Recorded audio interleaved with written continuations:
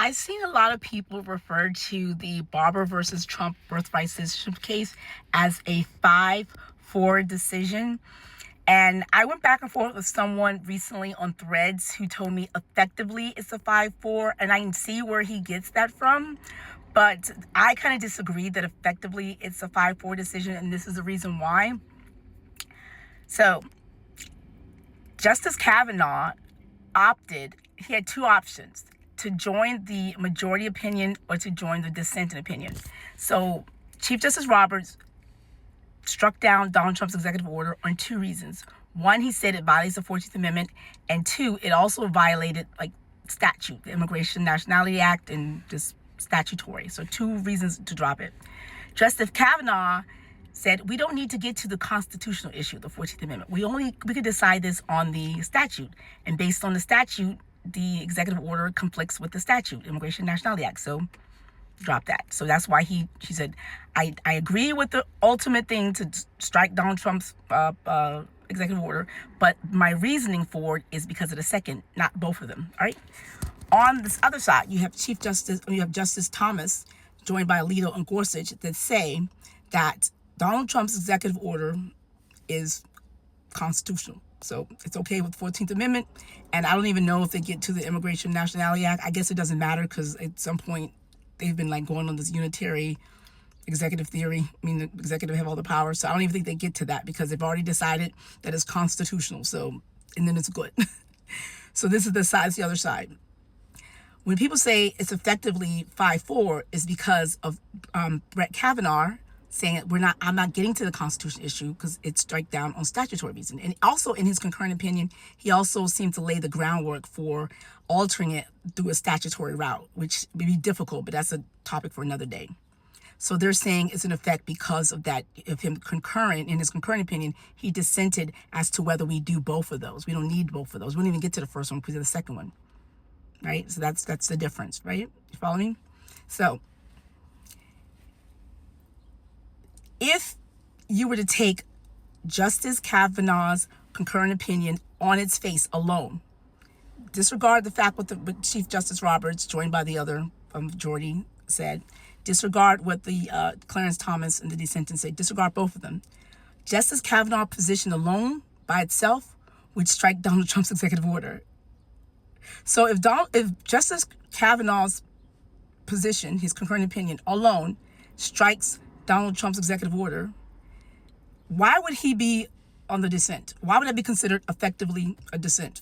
It wouldn't be effectively 5-4 because effectively, the effects, if you think about, he didn't agree with them. He didn't get to the constitutional issue.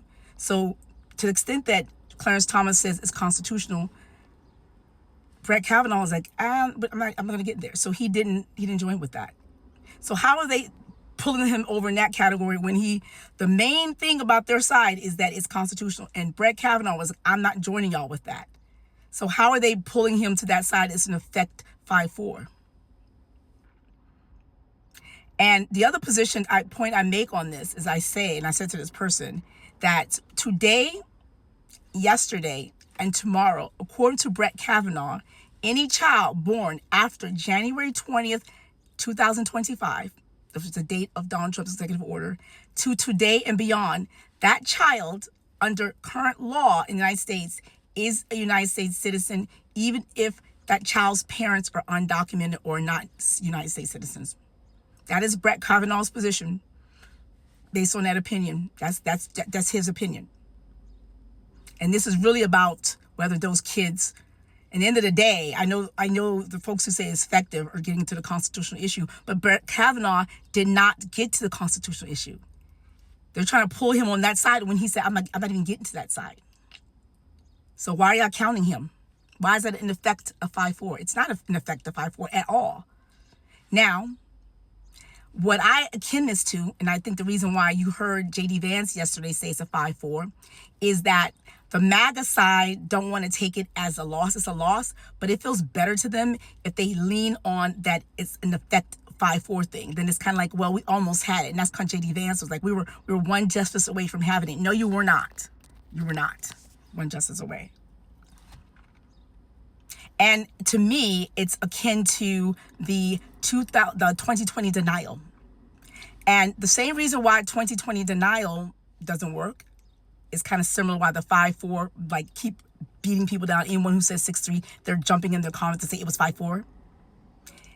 It's the same, and I'm going to show you why it's the same, because think about 2020 denials. The 2020 denials are saying that every single Republican that was on the ballot along with Donald Trump that won their seats fair and square, whether it was a local seat, whether it was a statewide seat, whether it was a federal senatorial or a representative seat, whether it was for the House of Delegates or state Senate seat, on that ballot, every Republican that won on the same ballot as Donald Trump in 2020, their election was valid.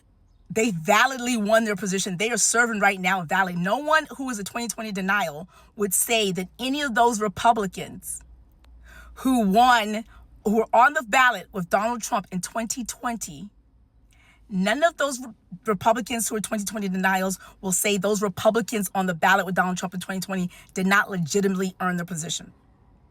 So, meaning their argument falls apart for them to say the only position that was a fraud or fake or was not accurate was the top of the ticket.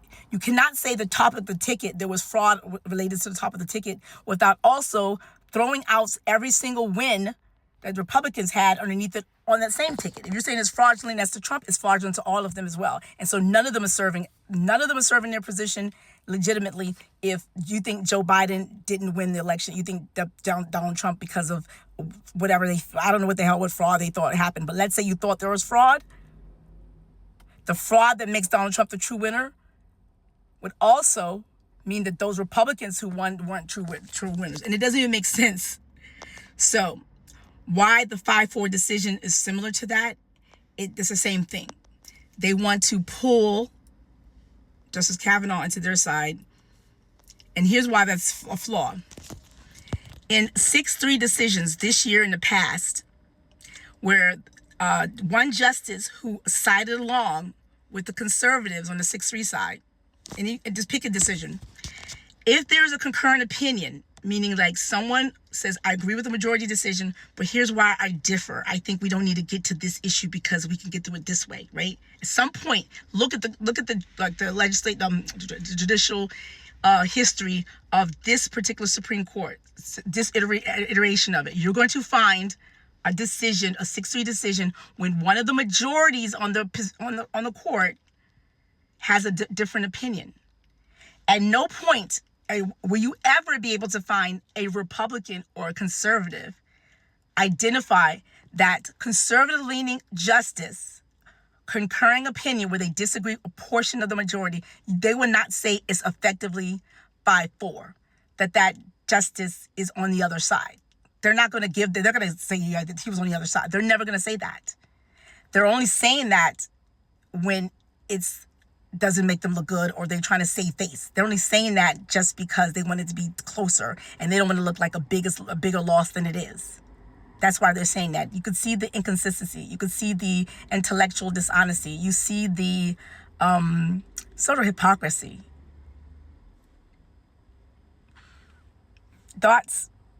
So when you see people say 5-4, if they beat you up on it and they say 5-4 was and effectively 5-4, or because of that partial dissent that make it 5-4, say historically, the historical record on Barber v. Trump 2026 historically will always say 6-3.